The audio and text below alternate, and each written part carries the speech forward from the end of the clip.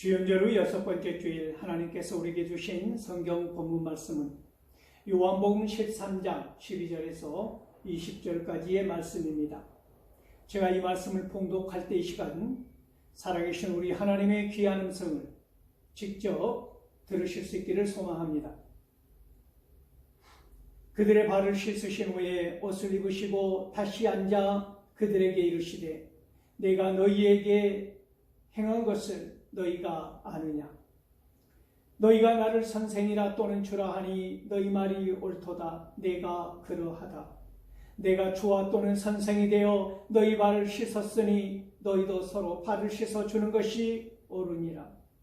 내가 너희에게 행한 것 같이 너희도 행하게 하려 하여 본을 보였노라. 내가 진실로 진실로 너희에게 이르노니 종이 주인보다 크지 못하고 보냄을 받은 자가 보낸 자보다 크지 못하나니 너희가 이것을 알고 행하면 복이 있으리라. 내가 너희 모두를 가리켜 말하는 것이 아니니라. 나는 내가 택한 자들이 누구인지 알미라.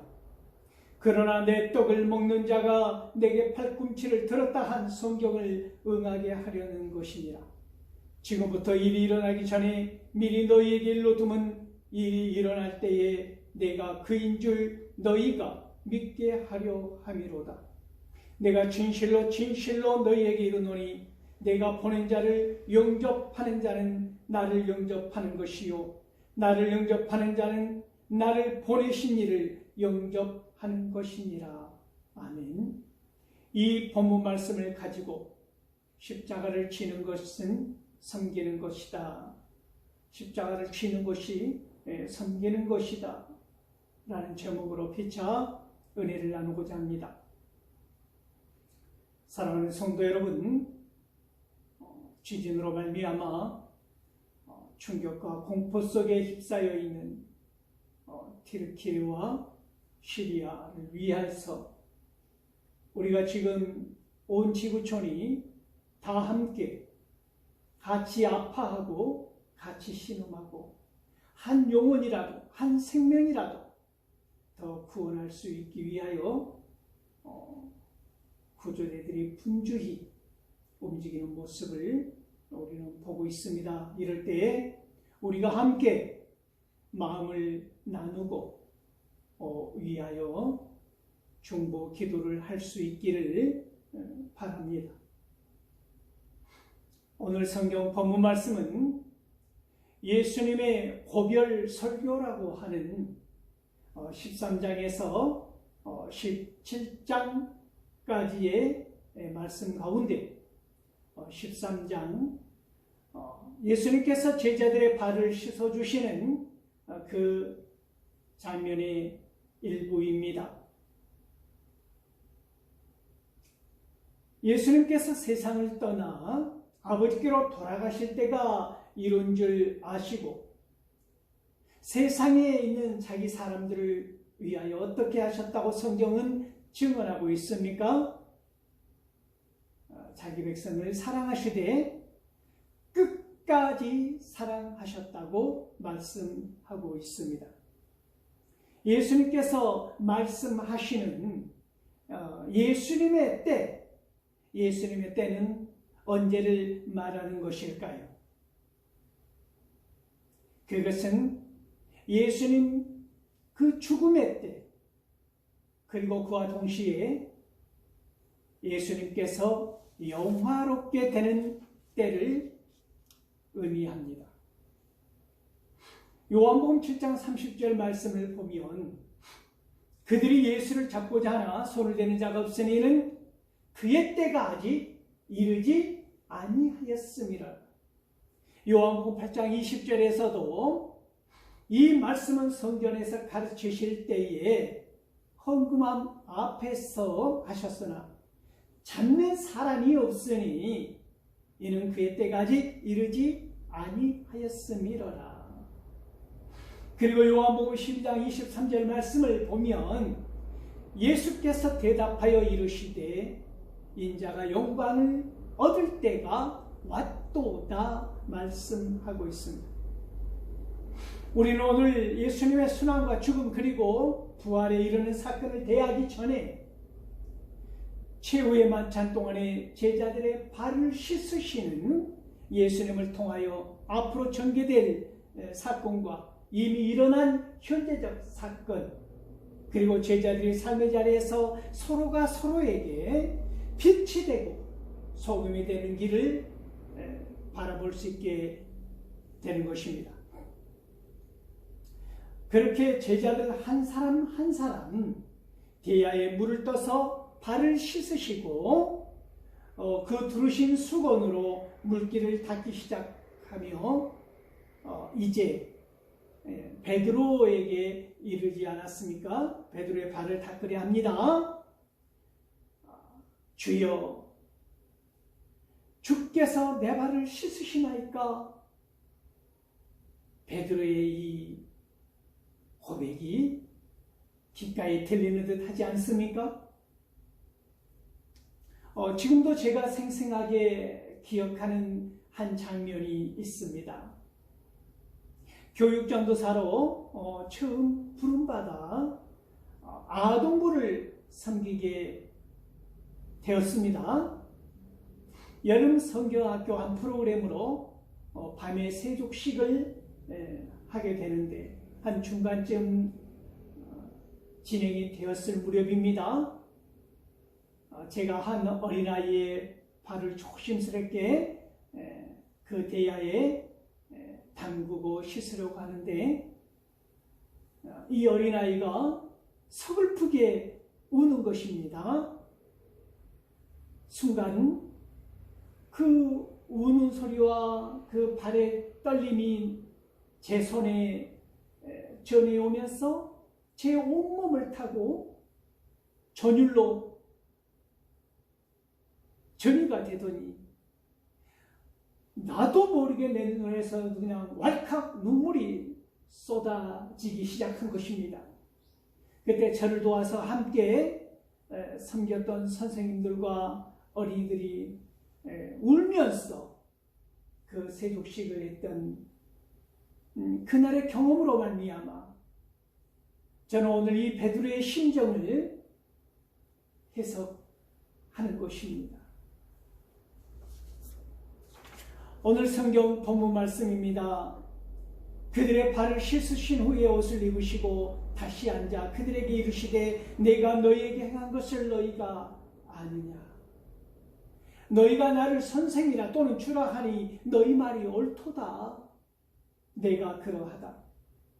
내가 주와 또는 선생이 되어 너희 발을 씻었으니 너희도 서로 발을 씻어주는 것이 옳으니라.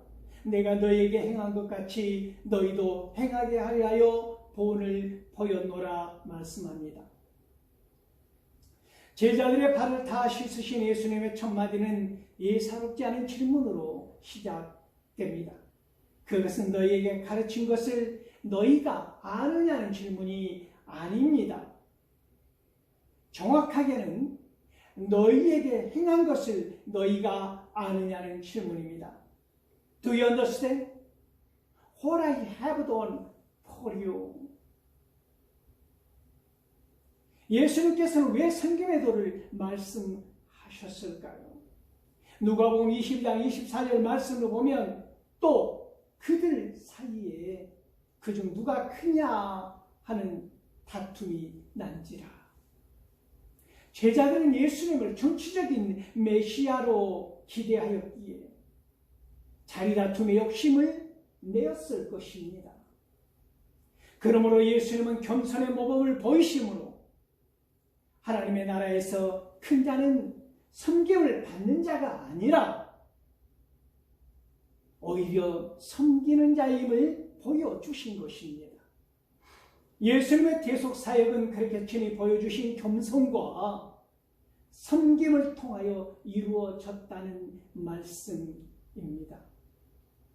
그러므로 예수님 안에서 중생의 씻음을 받은 제자들은 이 세상과 서로를 향하여 사랑과 섬김의 열매를 맺어야 하는 것입니다. 그것이 그들 앞에서 무릎 꿇고 발을 씻겨주시는 주님의 본을 그 행함을 따르는 길이기 때문입니다. 그러므로 요한복음 13장 34절에서 35절 말씀을 보면 새 계명을 너희에게 주노니 서로 사랑하라. 네가 너희를 서로 사랑한 것 같이 너희도 서로 사랑하라. 너희가 서로 사랑하면 이로써 모든 사람이 너희가 내 제자인 줄 알리라 말씀하신 것입니다. 예수님은 유일한 선생님이며 주님이심을 인정한 제자들의 인식은 옳다는 것을 예수님께서는 너희 말이 옳도다, 내가 그러하다 라고 말씀하신 것이지요. 마태복음 23장 8절 말씀을 보면 그러나 너희는 랍비라 칭함을 받지 말라. 너희 선생은 하나요 너희는 다 형제니라. 이어서 10절 말씀입니다. 또한 지도자라 칭함을 받지 말라. 너희의 지도자는 한 분이시니 곧 그리스도시니라. 그렇습니다. 구원의 길을 가르치시고 보여주시고 친히 구원을 실현하신 분, 그 인생의 유일한 분, 그분은 예수 그리스도이십니다. 주님이십니다. 그러므로 내가 주와 선생이 되어 너희 발을 씻었다고 하는 것은 엄청난 사건이 아닐 수 없습니다. 마태복음 20장 25절에서 27절 말씀을 보면 예수께서 제자들을 불러다가 이르시되 이방인의 직분자들이 그들을 임의로 주관하고 그 고관들이 그들에게 권세를 부리는 줄을 너희가 알거니와 너희 중에는 그렇지 않아야 하나니 너희 중에 누구든지 크고자 하는 자는 너희를 섬기는 자가 되고 너희 중에 누구든지 으뜸이 되고자 하는 자는 너희의 종이 되어야 하리라 말씀하고 있습니다. 그러므로 너희도 서로 발을 씻어주는 것이 옳으니라 말씀하십니다. 그것이 서로 섬기고 사랑하는 것임을 강조하신 것이지요. 그리스도와의 연합을 이룬 성도들은 삶의 자리에서 그 섬김과 사랑이 구체적으로 드러나야 한다는 말씀입니다. 예수 그리스도의 모든 것이 모범과 계시가 아닌 것이 어디 있겠습니까? 베드로전서 2장 21절 말씀입니다. 이를 위하여 너희가 부르심을 받았으니 그리스도도 너희를 위하여 고난을 받으사 너희에게 본을 끼쳐 그 자취를 따라오게 하셨느니라. 로마서 15장 5절에서는 이제 인내와 위로의 하나님이 너희로 그리스도 예수를 본받아 서로 뜻이 같게 하여 주사. 그러므로 고린도전서 11장 1절에서 바울의 담대한 고백이 오늘 우리의 고백이기를 바랍니다. 내가 그리스도를 본받는 자가 된 것 같이 너희는 나를 본받는 자가 되라.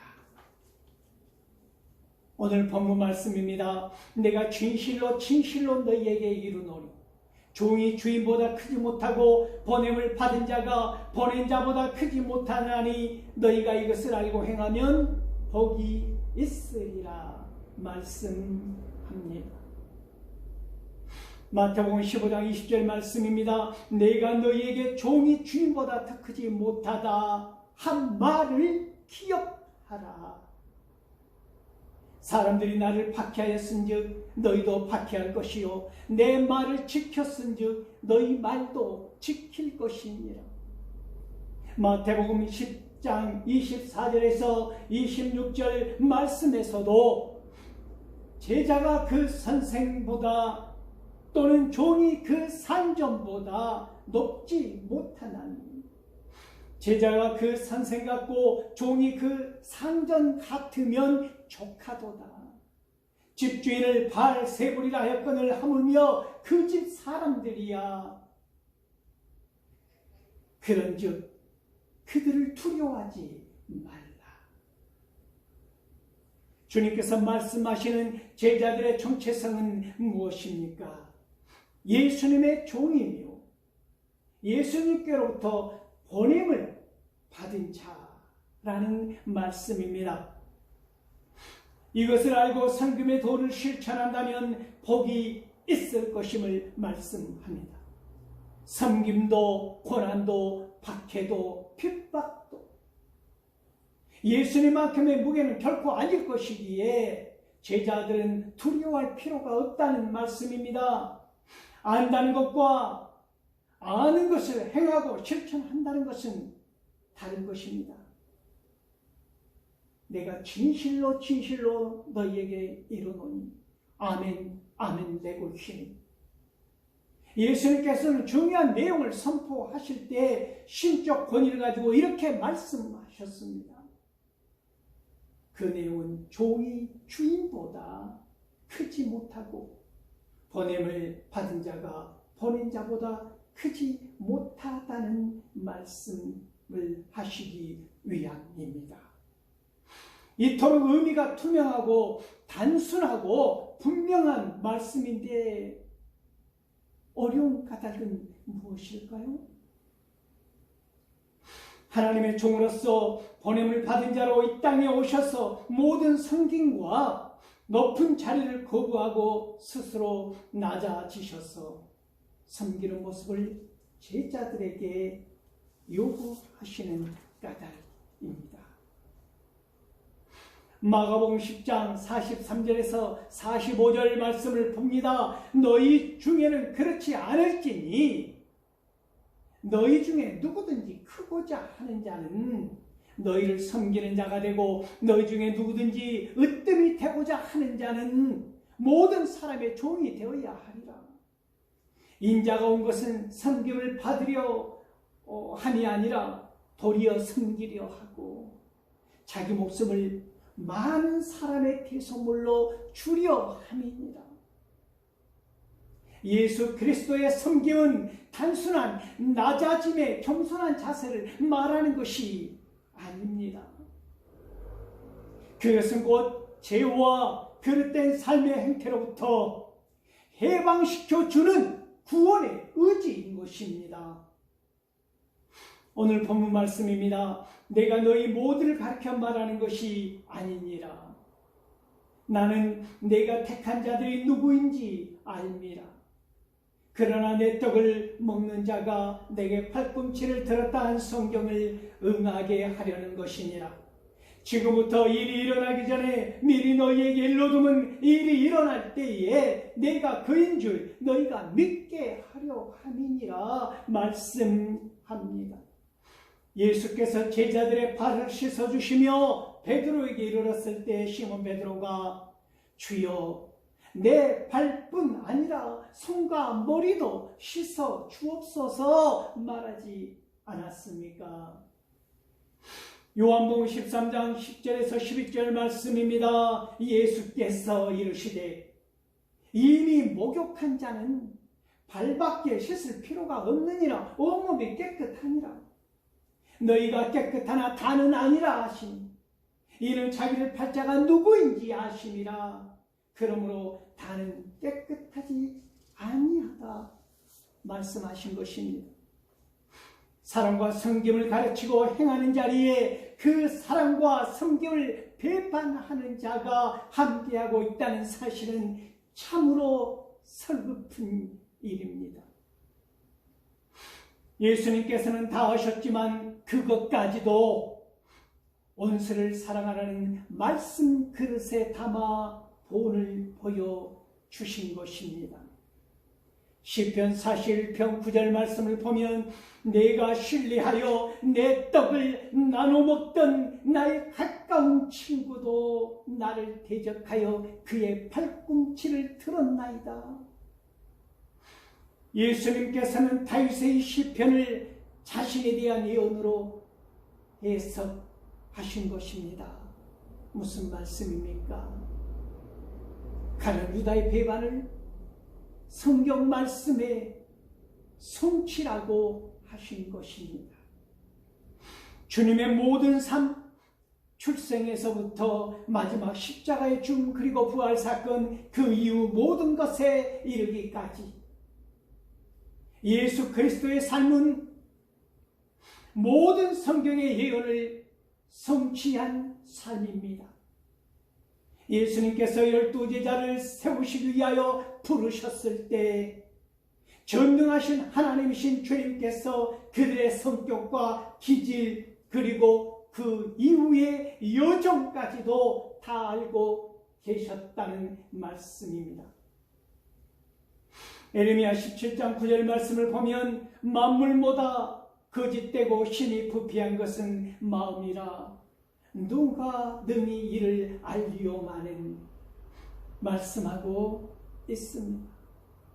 아직 일어나지 않은 일에 대하여 제자들이 이해를 하지 못함에도 계속 말씀하시며 가르치신 목적은 무엇이라고 말씀합니까? 일이 일어날 때에 내가 그인 줄 너희가 믿게 하려 함이라고 말씀하십니다. 가룟 유다의 배반으로 인하여 메시아에 관한 낙심이 아니라 오히려 견고한 믿음 위에 흔들림 없이 그 믿음이 더 굳건하여 지기를 원하신 것입니다. 배반을 당하시고 십자가에서 죽으시고 부활하실 그 예수님께서 하나님의 아들이심을 그들의 죄를 사하여 주실 분이심을 믿게 하고자 하셨다는 것입니다. 예수 그리스도께서는 하나님의 보내심을 받은 자로서 그의 목적을 이루시기 위하여 고요하게 두려움없이 걸어가시며 하나님께서 예수 그리스도를 통하여 하시고자 계획하신 것을 하시는 것입니다. 오늘 본문 마지막 절 말씀입니다. 내가 진실로 진실로 너희에게 이르노니 내가 보낸 자를 영접하는 자는 나를 영접하는 것이요 나를 영접하는 자는 나를 보내시는 이를 영접하는 것이니라 말씀합니다. 요한복음 3장 17절 말씀을 보면 하나님이 그 아들을 세상에 보내신 것은 세상을 심판하려 하심이 아니요 그로 말미암아 세상이 구원을 받게 하려 하심이라.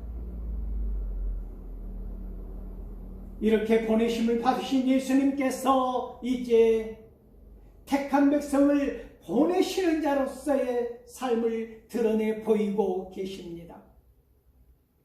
요한복음 14장 12절 말씀에서 내가 진실로 진실로 너희에게 이르노니 나를 믿는 자는 내가 하는 일을 그도 할 것이요 또한 그보다 큰 일도 하리니 이는 내가 아버지께로 가민지라. 제자들에게 이베르 때를 위한 약속의 말씀으로 권한을 부여해 주십니다. 그것은 감당해야 할 사역의 무게가 얼마나 무거운 것인가를 아셨기 때문입니다. 그러므로 이 놀라운 권한 또한 하나님께로부터 부여된 권한인 것입니다. 마태복음 10장 40절 말씀을 보면 너희를 영접하는 자는 나를 영접하는 것이요 나를 영접하는 자는 나를 보내시는 이를 영접하는 것이니라. 예수 그리스도와 제자들 하나님과 예수 그리스도와의 밀접한 관계성을 통하여 훼손될 수 없는 신적 권위와 제자로서의 권위와 권한을 말씀하신 것입니다. 사랑하는 성도 여러분, 예수님을 섬긴다는 것은 십자가를 짊어지는 것입니다. 그러므로 예수님께서 보내신 사람들은 세상을 향하여 그리고 하나님께로 날마다 더 가까이 나아가는 사람들이라고 하는 사실을 기억할 수 있기를 소망합니다.